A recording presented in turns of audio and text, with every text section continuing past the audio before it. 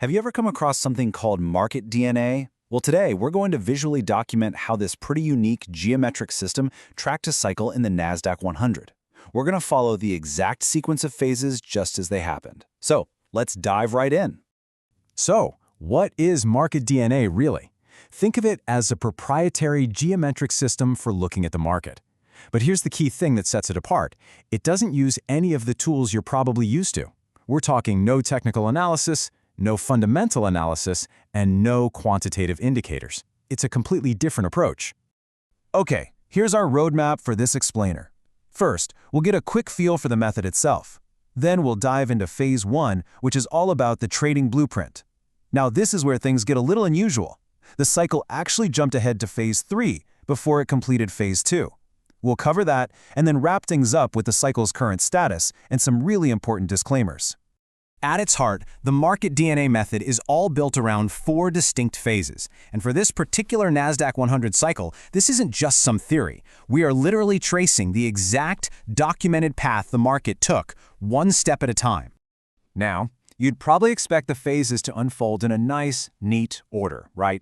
1, 2, 3, 4. But that's not what the documentation shows for the US 100 index. Instead, the sequence went from Phase 1, then it jumped directly to Phase 3, and only after that did it circle back to hit Phase 2. The system is apparently designed to allow for these kinds of nonlinear paths, and our goal here is just to show you exactly how it played out. All right, let's get into it, starting right at the beginning with Phase 1. This is called the trading blueprint, and it was all set up on February 1st, 2026. You can think of this as the foundation for everything else that happens in this cycle. So the blueprint kicks off with 2 potential entry levels. The main one, the primary entry, is called level M. That was set at 25,316.4. But there was also a secondary and optional entry point called P at 24,981.3. This basically acts as a backup entry within the system's risk plan. Now, to figure out the risk for the trade, the system needs some key inputs. As you can see here, the model uses a hypothetical capital of $100,000. With a maximum allowed drawdown of 5%.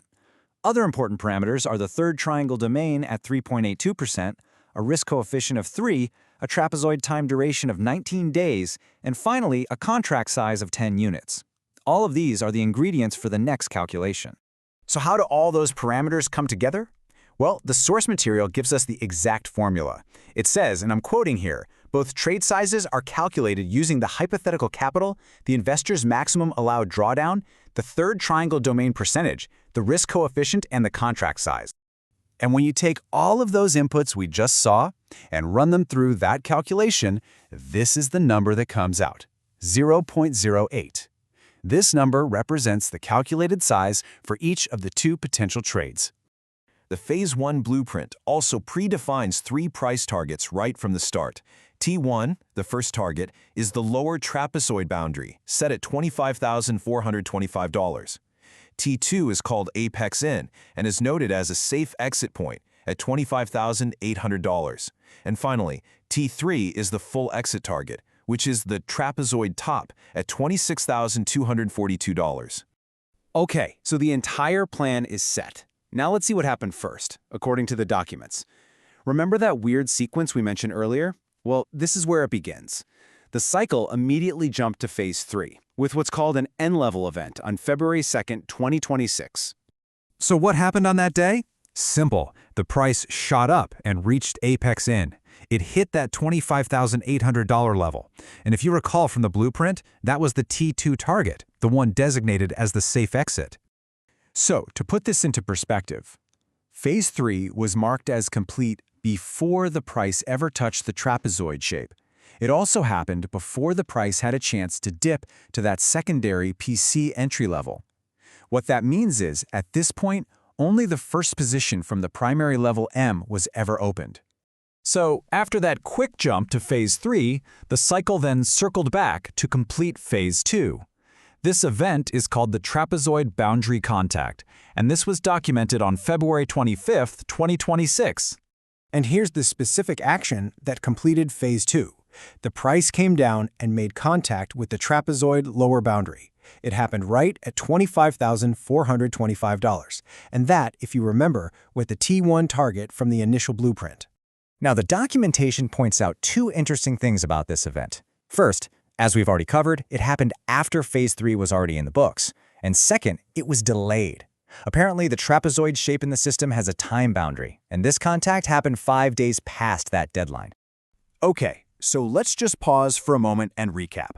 We'll look at the status of this cycle as of February 25th, 2026, and then we'll go through some absolutely essential disclaimers. So, we've documented the Phase 1 blueprint.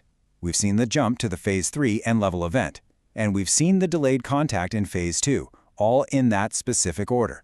So the big question is pretty obvious, right? Is Phase 4 next? According to the source material, this cycle is still in progress. And before we finish, we absolutely must go over these disclaimers. Please, it's crucial to remember that this is not financial advice. This analysis is purely for public model documentation and verification. The rules of the model strictly prohibit using leverage above 10, and you should never, ever invest essential personal funds. Any risk management you undertake must follow your own personal instructions. Thanks for joining us for this look at a market DNA cycle.